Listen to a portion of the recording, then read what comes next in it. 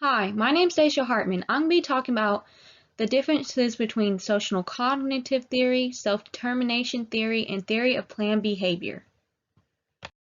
First, I'm going to talk about social cognitive theory. Social cognitive theory is a theory that individuals obtain a new behavior by enforcing the behavior, having a punishment given to them when they don't complete that behavior, and watching other individuals complete that behavior around them. The theory is run on reciprocal determinism. There are three parts of the reciprocal determinism. Individual, which is the individual's emotion, personality, cognition, and biology. Behavior, so the individual's past and current achievements they achieved. Environment, which is physical, social, and cultural. Now I'm going to talk about some key concepts for social cognitive theory. There are three key concepts for the social cognitive theory. First concept I'm going to talk about is self-efficiency. Self-efficiency is the individual's confidence in their ability of completing that new behavior they have set for themselves. There's also two types of self-efficiency. There's task self-efficiency and barrier self-efficiency. So task self-efficiency is the individual's belief that they can do the action that is in place, while barrier self-efficiency is the individual's confidence that they will perform their action regularly even with barriers that are in the way. So example of some barriers that might get in an individual's ways, like when they're exercising, is like lack of time and weather. Those are the most two excuses people have when they say they can't exercise, that they don't have time. And if it's like raining outside, individuals will be less likely to participate in exercise. So this term is important because the higher the individual self-efficiency is, this will help that individual overcome obstacles they face when performing the behaviors they want to change. So on this slide, I'm continuing talking about the key concepts. The other key concepts are self-regulation / self-control and outcome expectation and expectancies. So self-regulation is the individual's capability to set goals for themselves, monitor their progress, solving problems when they come up, and rewarding themselves for the progress they have made.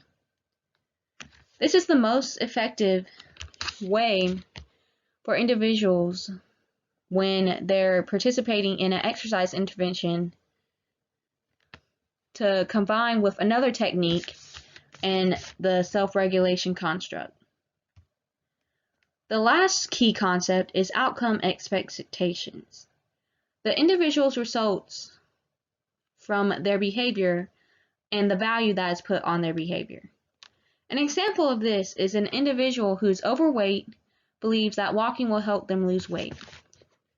So since they believe that, they're more likely to start walking to help them lose weight. The next theory is the self-determination theory. This theory is a theory based on an individual's motivation and the need to fulfill the three primary psychosocial needs. And the three primary psychosocial needs are self-determination, demonstration of competence or mastery of that behavior, and the last one is ability to experience meaningful social interactions with others.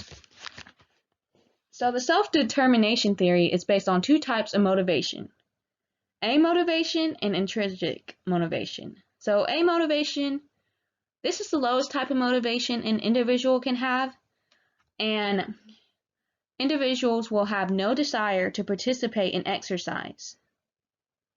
While intrinsic motivation is the highest type of motivation an individual can have, and individuals will have a desire to participate in exercise so they can achieve satisfaction, or if they want a challenge, and just the pleasure of working out.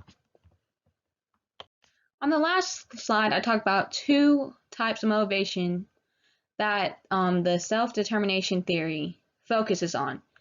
Well, individuals can also experience extrinsic motivation. So this motivation is in the middle between amotivation and intrinsic motivation. Basically, the definition of this is the individual only engage in exercise for reasons that are not for themselves. So, for example, of extrinsic motivation is they engage in exercise to look attractive for other people. The last theory I'm going to talk about is the theory of planned behaviors. The theory of planned behaviors is a theory that suggests an individual's engagement of a behavior is based on the reason they want to engage in that specific behavior. So individuals' intentions help determine the likelihood that they will participate in that behavior. However, individuals' intentions do not translate to that certain behavior. So there are three ways intentions can be determined. The three ways are individuals' attitudes, subjective norms, and perceived behavioral control. So individual attitudes, this is influenced by the individual's behavioral beliefs. So whether an individual has positive or negative thoughts when going to engage in that behavior. The next one, subjective norms, is the individual's belief is that other people want them to be physically active. And it's also based on the individual's motivation to give that person what they want. And the last one, perceived behavioral control, is the individual's belief on how easy or hard the behavior will be to complete. And also, another thing that factors in on this is the perceived power of barriers that the individual may face and the facilitator. And lastly, on this slide, I'm just going to talk about the theory of planned behavior model. So as you can see on this slide, I'm going to talk about the beliefs about the outcome of the behavior, evaluations of the outcome, normative beliefs about the behavior, motivation to comply, the attitude to the specific behavior, subjective norms, perceived behavioral control, the behavior attention, and then the behavior itself. So this model is going to start out with the beliefs about the outcome of the behavior. So, for example, if the individual says, if I exercise, I will improve my health and lose some of my excess weight. Then that goes to the attitude to the specific behavior. An individual can think, exercise would be a good thing for me to do. Also, another thing, the evaluation of the outcome, an individual can think, being healthy and slimmer are enjoyable, satisfying, and pleasant for me.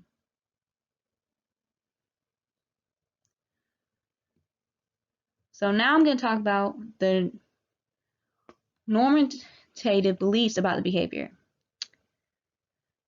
So an individual can think, my family and friends think I should exercise.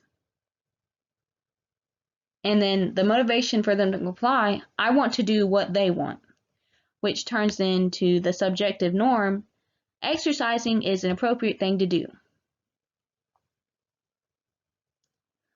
So the attitude to specific behavior and subjective norms, which leads to the behavior attention, is the individual will say, I'm going to start an exercise program, which leads to the behavior of them exercising.